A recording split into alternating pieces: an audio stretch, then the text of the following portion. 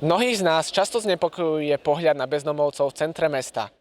Hovoríme si, že nám sa to nikdy nemôže stať. Ale môže. Mňa zaujímalo, či a ako sa dá dostať z úplného dna naspäť do bežného života. Svoj príbeh nám porozprávala Ľubica Chlpíková.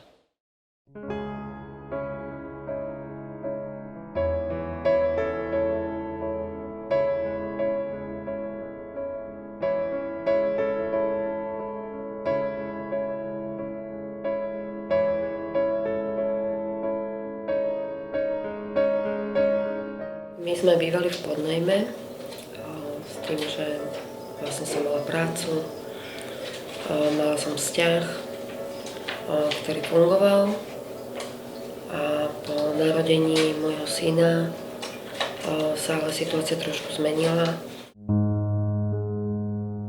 Vlastne, keď mi kamarátka zavolala a dala mi teda vedieť, že môj partner, ktorého som veľmi ľúbila, má vlastne inú a povedala mi, že neplánuj si s ním život, pretože on ho s tebou neplánuje určite. Vtedy sa mi zrutil celý svet.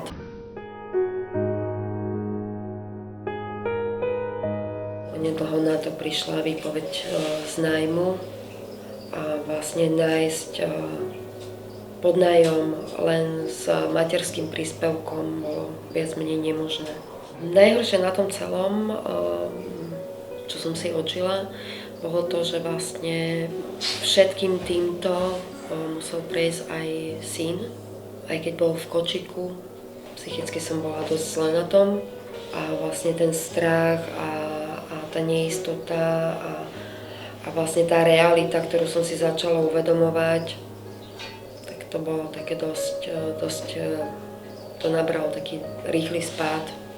A dokonca boli momenty v mojom živote, keď som stretla takéhoto človeka, ktorý na tej ulici bol, tak som tak nad neho bočila a vlastne v hlave mi budilo len to, že no tak ja takto neskončím.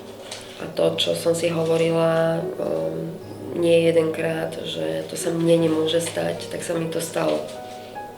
To sa ani nedá opísať. Ja hovorím, že človek, ktorý to neprežil, tak neuverí.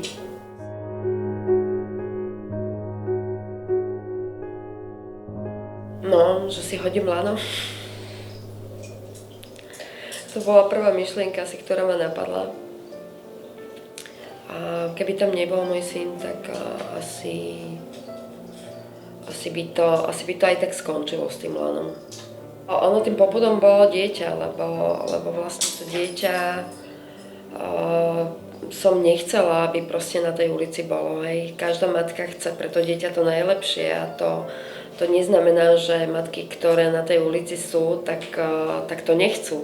Ono je to vždycky o tom, že nájsť niekoho, kto podá pomocnú ruku.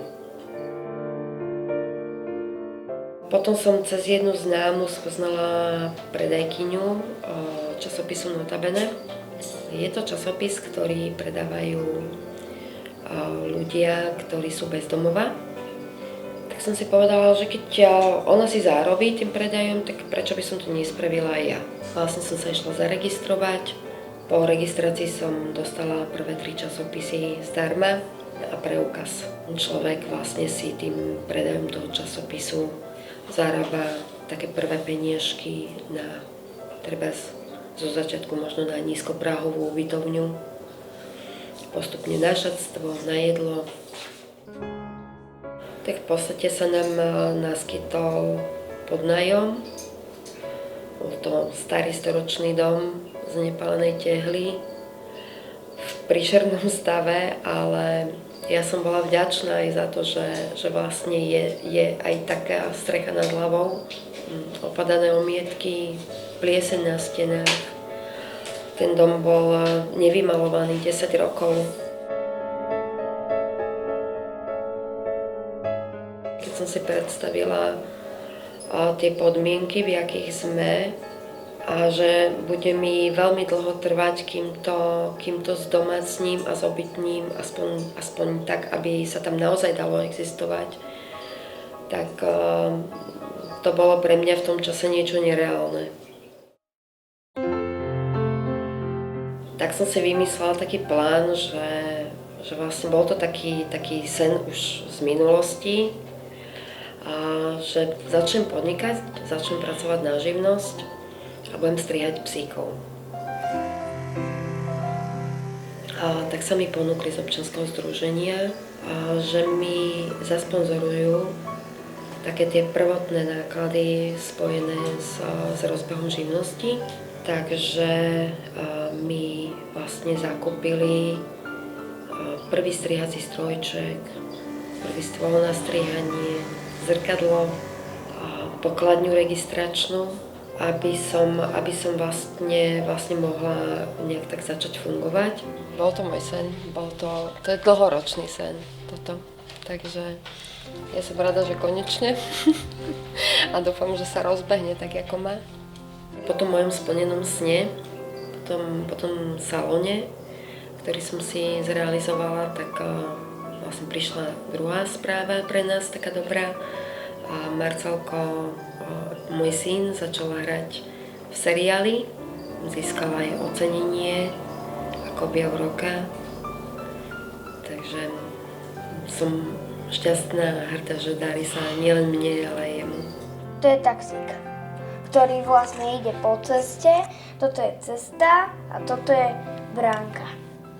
Aj pre mňa je to taká odmena, že som to nevzdala, že proste som išla ďalej a vlastne sme sa posunuli niekam obidvaja. Máme bývanie, slušné bývanie, syna, ktorému sa darí. Čo viacej človek môže prijať, ak má možnosť robiť prácu, ktorá ho baví. Také šťastie nemajú všetci ľudia, takže ja si to veľmi vážim, že vlastne mám to šťastie.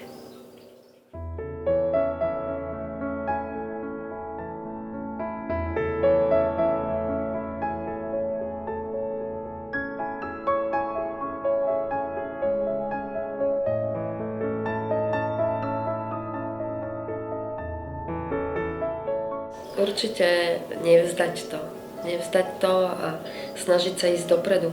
Vlastne vždy sa dá z toho najhoršieho dostať von, len potrebuje to čas a úsilie.